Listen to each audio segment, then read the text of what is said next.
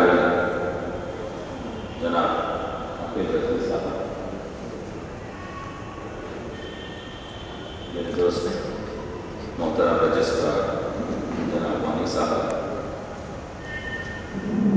Professor جعفر رضا صاحب،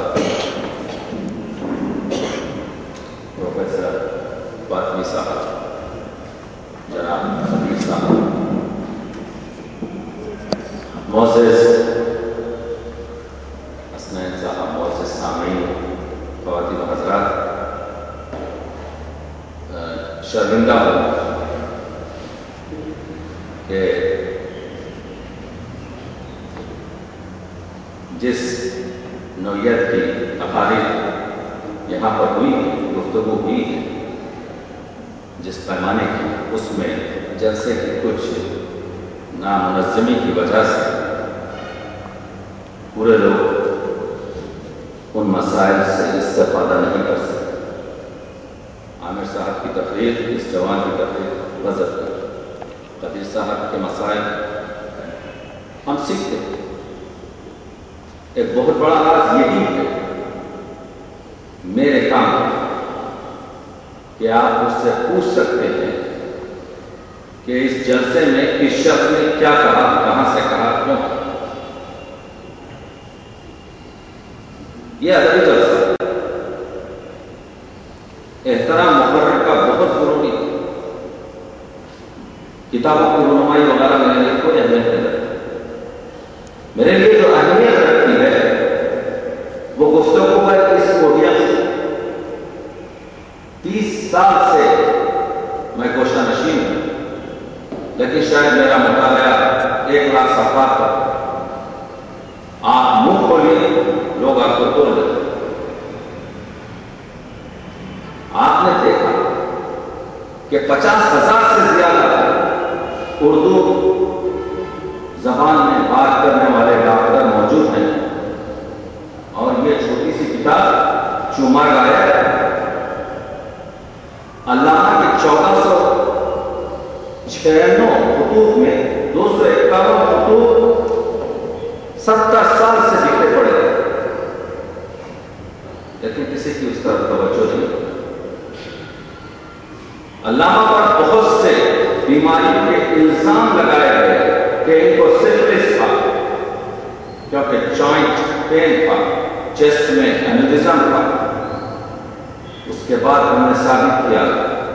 یہاں پر میں علامہ کو سپر نیچرل نہیں بتانا چاہتا ہوں، نہ میں علامہ کو تحجد گزار بتانا چاہتا ہوں، نہ علامہ کو میں ہاتھ میں شیشہ دے کر ایک دوسرا۔ میں یہ بتانا چاہتا ہوں کہ ہماری طرح ایک شخص تھا جس نے اس استقلال، اس عزم، اس ارادے کے ساتھ اس قوم کو سنوارا ہے کہ رات کے 9:30 بجے رات تک آخری شب کو principle of girls college Lahore سے گفتگو کر رہے ہیں کہ اس کالج کی یہ ہے اصل۔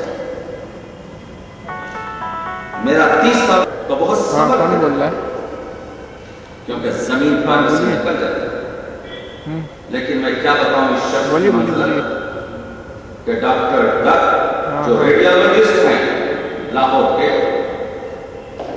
علامہ اقبال سے کہہ رہے ہیں کہ آپ کے سینے کے ایکس رے میں ایک گروتھ ہے۔ اس کے معنی یہ ہے کہ اس زمانے میں گروتھ کے معنی یہ ہے کہ ٹیومر آپ کو 2 یا 3 مہینے میں آپ کی عمر ختم ہے، اور علامہ کا سن ابھی 58 سال کا ہے، لیکن اس کے 3 گھنٹے بعد علامہ خط میں کیے کو دینے کہ حکیم نابینا سے یہ جا کر بتائیں اور کہیں ضروری ہے تو آئیں آؤ۔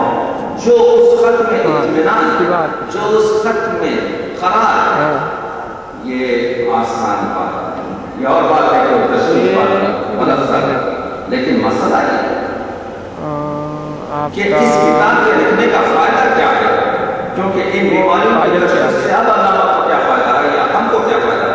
بہت کچھ فائدہ یہ ہے کہ ہم ایک بیماری سے گھبرا کر اپنا پورا بستہ اس طرح علامہ کو بیماریوں میں رہ کر آخری لحظے تک نفس کے شد اس قوم کی یہ ہے حکیم حکومت۔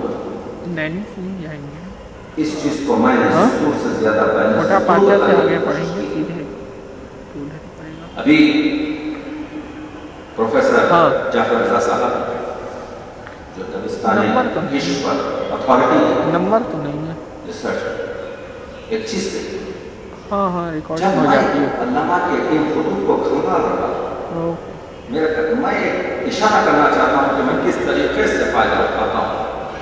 तो मेरी एक दूसरी किताब आ रही है, मैंने देखा कि उर्दू अजीम 4 शोरा मीर अनीस, मिर्जा गालिब, मीर तकीउद्दीन और इकबाल में अगर किसी शायर ने सबसे ज्यादा दूसरे शायरों पर रिव्यू किया है तो आप किस्म का तारीफ होगा अल्लामा इकबाल। और आज तक इकबालियात के लोगों ने इस चीज पर कोई इशारा नहीं किया। अल्लामा ने 70 से ज्यादा लोगों के फन पर और उनकी इल्मी काबिलियत पर रिव्यू किया है।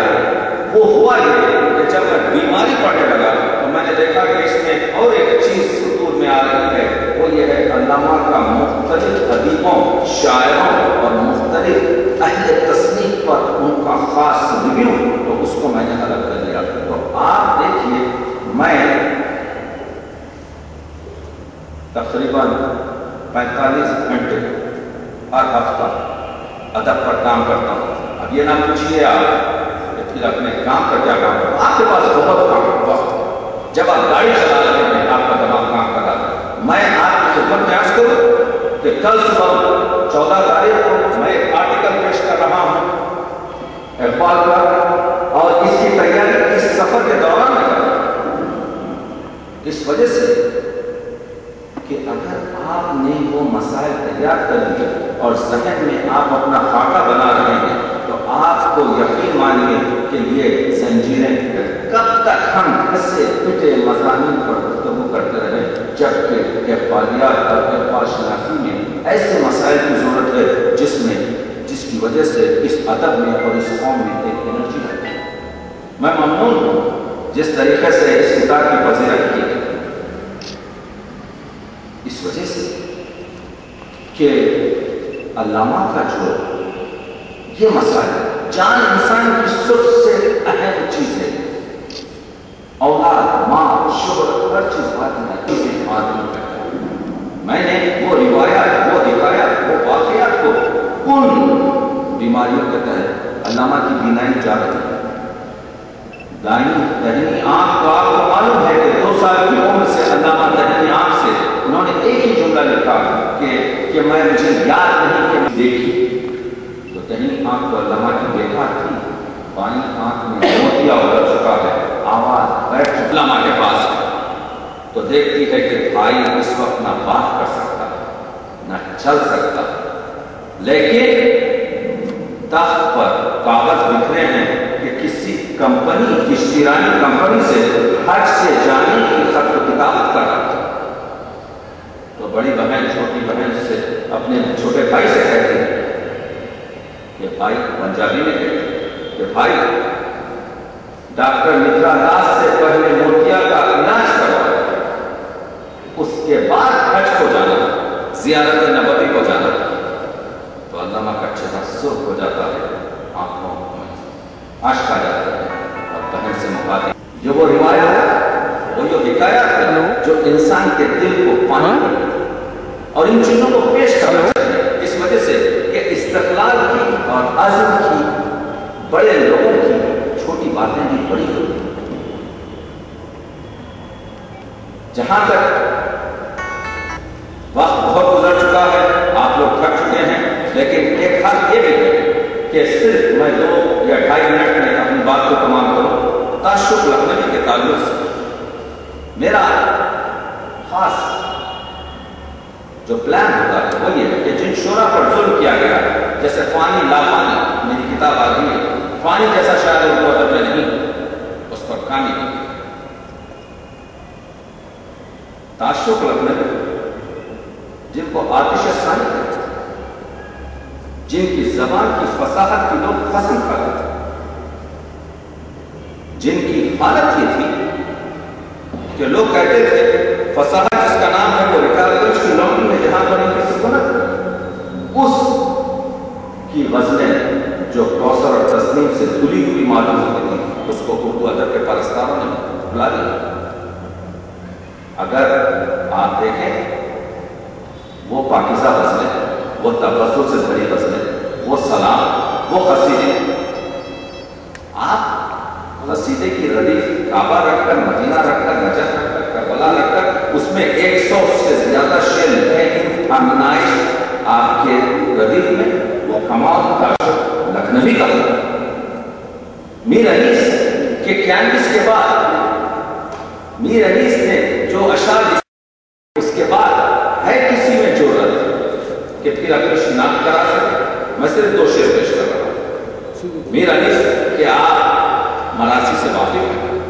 میر صاحب نے جو مشہور مرثیہ ابھی ڈاکٹر جعفر رضا نے جب فتح کی مسافت شب آفتاب نے اس کے بارے میں سنا، اس میں 12 بندوں میں گرمی کا ذکر کیا کہ گر آنکھ سے نکل کے ٹھہر جائے راہ میں، پڑ جائیں لاکھ آبلے پائے نگاہ میں، گرمی سے مسترب تھا زمانہ زمین پر، گھوم جاتا تھا جو گرتا تھا دانا زمین پر، پانی کنویں میں اترا تھا سائے کی چاس. اب اس کے بعد آپ بتائیے کیا گرمی کے لیے کوئی اور چیز لکھی جا سکتی ہے؟ لیکن تعشق لکھتے ہیں ہر قہر پر ہے آگ کے دریا کا اشتباہ، جنگل یہ جل رہا ہے کہ ہیں جانور تباہ، نہریں پڑی ہیں خشک نہ ہے ندیاں نہ چار، پانی چھپا ہے دھوپ کی شدت سے زیر خاک، پانی چھپا ہے دھوپ کی شدت سے زیر خاک. اب زندگی سے مرد میں آبی کو آس ہے، موجوں کی اینٹتی ہے زبانی یہ پیاس ہے، وہ دھوپ ہے بجا نہیں اہل زمین کے ہوش، چرخے زبر جدی نظر آتا ہے شعلہ پوش، پانی ہے زیر خاک مگر کھا رہا ہے جوش، وہ سال میں ہے گرم ہوا کا عجب فروش. رن میں یہ شعر کو میں ختم کر رہا ہوں کہ رن میں تمام روز حرارت بڑی رہی، تا شام دھوپ نہر کے اندر پڑی. اس کو کہتے ہیں، یہ پروفیسر جعفر رضا صاحب نے اپنے آرٹیکل تعشق کی مرثیہ گوئی میں لکھا ہے. یعنی اس کینوس میں انیس کے اپنی ساختمان، اپنی عمارت جدا بنانا، تو ایسے شعراء کو بلانا اردو ادب کے ساتھ دوستی نہیں، دوستو دشمنی. اردو ادب کے ساتھ انصاف کرنا چاہیے، اردو ادب کے ادیبوں کے ساتھ، شعراء کے ساتھ. میں صرف یہی کام کرتا ہوں. آپ دیکھتے ہیں گھر میں تو بہت سے ایسی چیزیں، 30 سال سے میں ان ملکوں میں ہوں. شاید آپ کو تعجب ہوگا کہ جو لوگ 3 مہینے کے لیے امریکہ اور کینیڈا آتے ہیں، ان لوگوں نے پورے سیاحتی مقام، تفریحاتی مقام دیکھ لیے ہیں، لیکن کبھی آگے بھی کبھی توفیق نہیں ہوئی ان مقامات پر جا کر. تو آپ کو کام کرنا پڑے گا، اور کیونکہ علم ہوتا ہے، یہ علماء ادب آپ کو راستہ بتائیں گے. وہ فانی ہو کہ تعشق ہو کہ نجم ہو کہ آتش ہو کہ فراق ہو. فراق کی 351 رباعیات کا میں تجزیہ کر چکا ہوں. مرزا نوید کی 1332 رباعیات کا میں تجزیہ کر چکا ہوں. وقت ہمارے پاس بہت ہے، صرف اس چیز کی کمی ہے کہ بس عزم رکھیں اور لوگوں سے یاد رکھیں. میں بہت کچھ استفادہ کرتا ہوں اپنے دوستوں سے، اپنے علماء ادب سے. میں تو ایک معمولی سا طالب علم ہوں.